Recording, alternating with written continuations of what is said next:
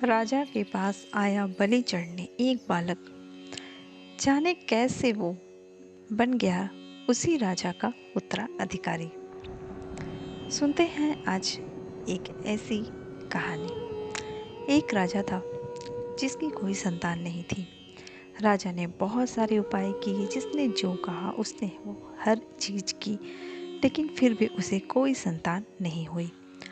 एक तांत्रिक ने उसे सलाह दी कि आप एक बलि दे दीजिए किसी बालक की, तो आपको संतान की प्राप्ति हो जाएगी। अब राजा ने सोचा कि बलि ही तो देनी है, कोई ना कोई बालक तो उसे अपने राज्य में जरूर मिल जाएगा। उसने अपने राज्य में घोषणा करवा दी। अब राज्य में घोषणा करवा दी तो राज्य में एक परिवार था जो गरीब था और उनके पास कई संतानें थी। तो उन्होंने सोचा कि अगर हमारे पास इतनी संतानें हैं, हम एक संतान अगर राजा को दे देंगे तो क्या फ़र्क पड़ेगा। और उन्होंने ऐसा ही किया। जब उन्होंने अपने बालक को राजा को दे दिया और उसे राजा के पास बलि देने के लिए लाया गया, तो राजा ने उससे उसकी अंतिम इच्छा पूछी। अंतिम इच्छा पूछने पर उस बालक ने कहा कि मुझे रेती और मिट्टी लाकर दे दीजिए।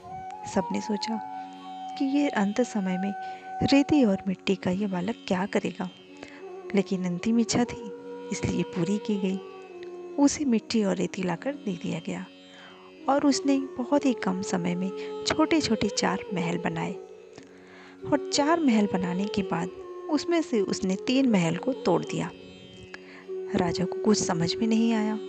उसे आश्चर्य हो रहा था कि इसने ऐसा क्या किया, क्यों इसने महल बनाया और खुद ही इसे तोड़ भी दिया। फिर राजा ने उस बालक से पूछा कि बेटा, कि तुम क्या कर रहे हो? तुमने इसे स्वयं बनाया और स्वयं ही तुमने इस महल को तोड़ दिया, और 3 महल उसने तोड़ा और चौथा महल उसने नहीं तोड़ा। तो उस बालक ने राजा को बताया, पहला महल जो मैंने बनाया था वो मेरे माता पिता के लिए था। मेरे माता पिता का फर्ज था कि वो मेरी रक्षा करें, लेकिन उन्होंने तो मुझे स्वयं बलि चढ़ा दी। धन के लोभ में आकर उन्होंने मेरा त्याग कर दिया, इसलिए मैंने उनका ये महल तोड़ दिया। राजा ने पूछा, और दूसरा? तो उस बालक ने कहा, दूसरा मेरे रिश्तेदारों के लिए। मेरे रिश्तेदारों का फर्ज था कि वो मेरे माता पिता को समझाते, उन्हें सही सलाह देते, उन्हें ऐसा करने से रोकते, लेकिन उन्होंने भी ऐसा नहीं किया, इसलिए ये महल भी मैंने तोड़ दिया। और तीसरा महल राजा के लिए था। राजा का कर्तव्य है अपनी प्रजा की रक्षा करना, लेकिन यहाँ पर तो राजा खुद ही अपने प्रजा की बलि ले रहा है। और चौथा महल? राजा ने पूछा कि और चौथा? तो उस बालक ने कहा, चौथा मेरे उस परमात्मा का है जिसके सामने मैंने प्रार्थना की और उसे कहा कि अब जो भी होगा आप उसे देख लेना।